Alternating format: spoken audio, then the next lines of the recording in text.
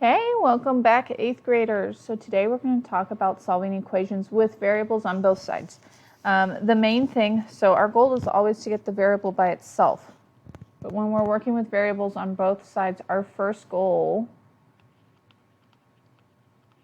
is to get the variable on one side of the equal sign, or of the equation. And we're going to do this by using our addition property of equality or subtraction property of equality. And that's how we're going to end up getting our variable onto one side of the equal sign. All right, so let's get started. So these are the types of equations we're going to be looking at. The difference between these equations and when we're combining like terms is, notice we have x's on both sides of the equal sign. And because we have that x on both sides of the equal sign, we're going to be crossing our equal sign. And in order to cross the equal sign, we have to do the opposite.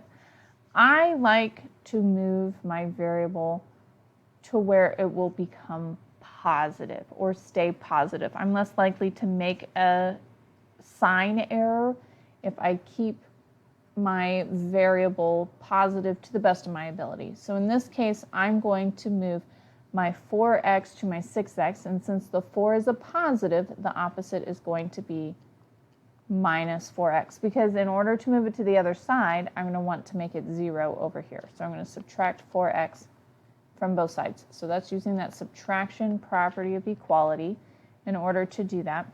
So then when I simplify, I have 6x minus 4x, which is 2x. Our negative 9, our minus 9 just comes straight down. 4x minus 4x becomes 0, so it goes away. And then our equals 3, because my equal signs come straight down, and my 3 will come down.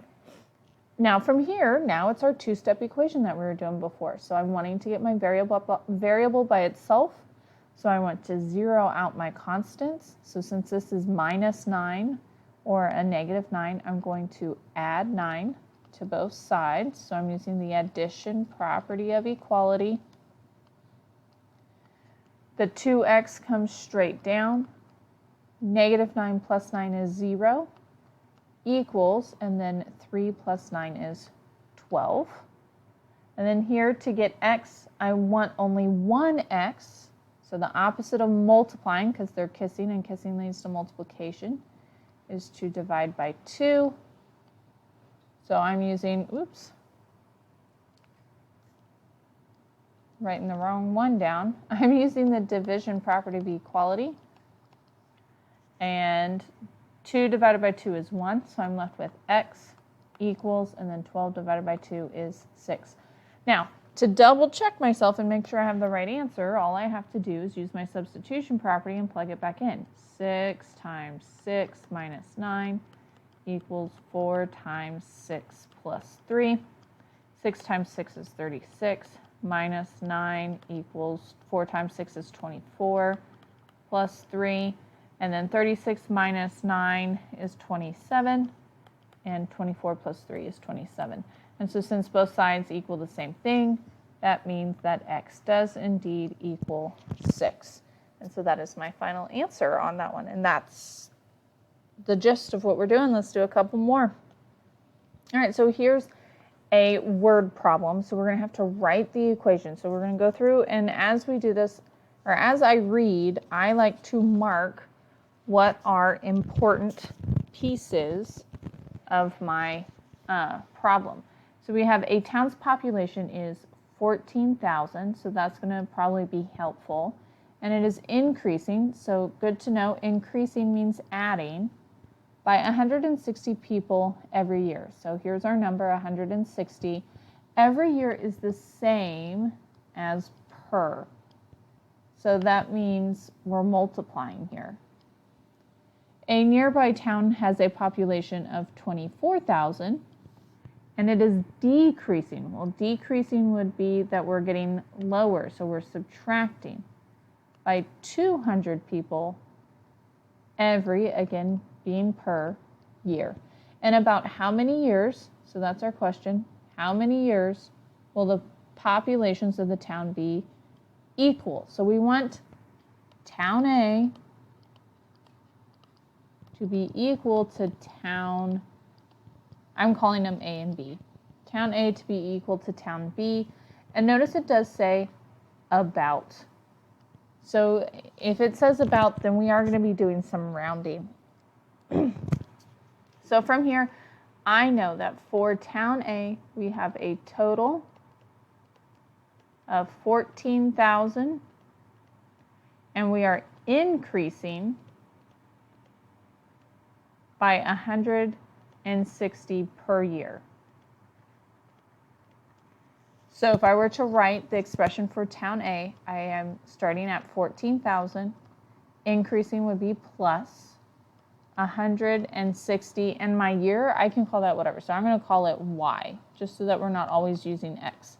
So I'm going to call it Y. For town B, I know that my total is 24,000, right? Because that's the other population's 24,000, and it is decreasing by 200. So we have a decrease of 200 per year. So if I'm going to write that, we start off at 24,000 and we decrease, so minus 200 per year would be 200 times Y, Y being years.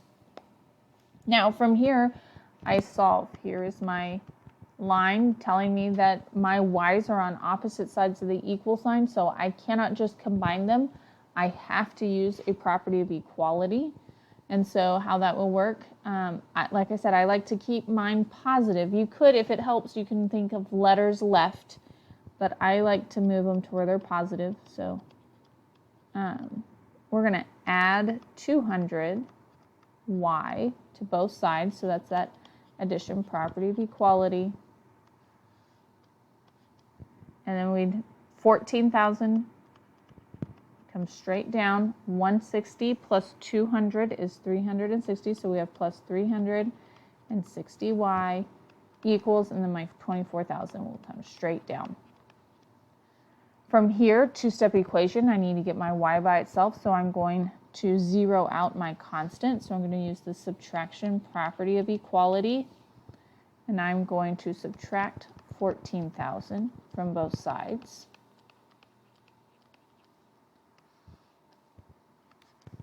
And so then I am left with 360Y equals 10,000.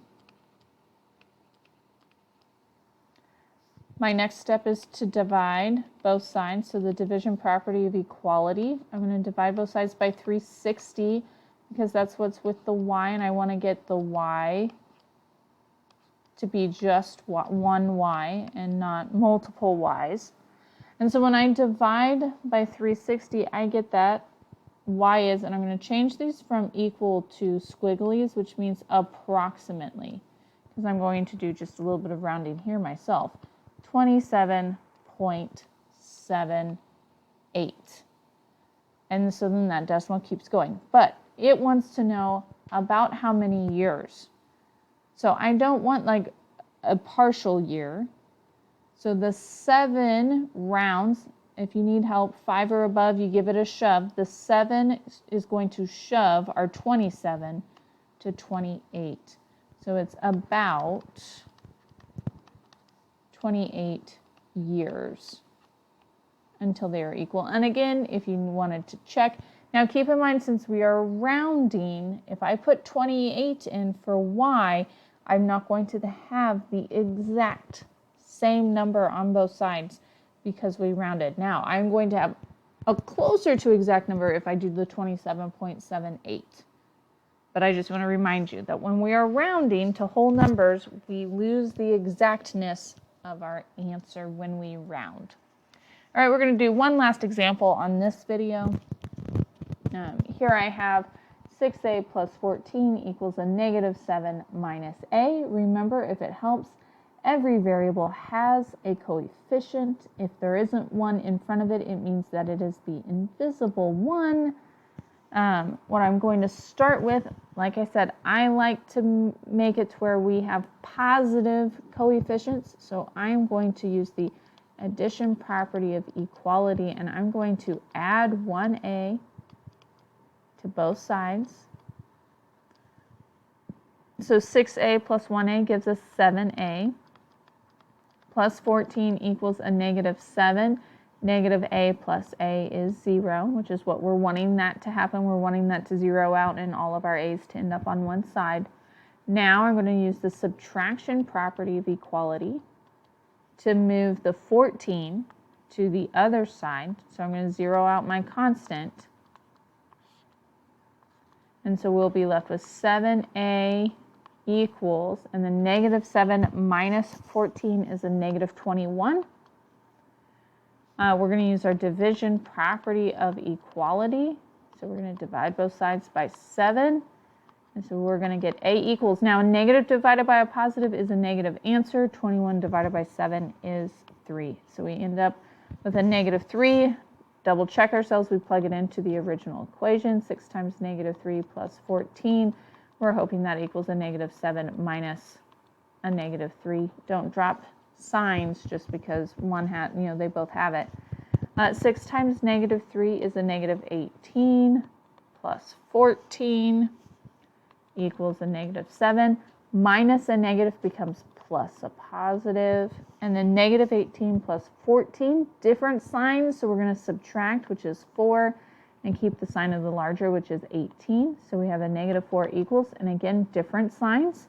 So negative 7 plus 3, we're going to subtract. We're going to end up with 4, keep the sign of the larger, which is the 7. And so then we end up with negative 4 equals negative 4. So this is equal, which means that our final answer, A, does equal a negative 3. And again, I keep showing you us plugging this in to double check ourselves, because that's the best way to make sure you have the correct answer. So like when you're taking a test, right? That's what you should do when you're working with standardized tests. So when we're doing our MAP tests, our Kansas State assessments, that type of test, especially like if you're given multiple choice answers and for some reason you didn't come up with the answer you thought you should or one of the options, then you can use your options to your advantage and use that substitution property.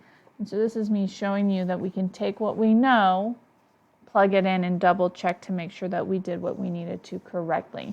In the next video, I'm going to give you examples of if we have decimals, if we have fractions, and what if we do need to combine like terms. So I highly suggest meeting me over there. So until then, peace out.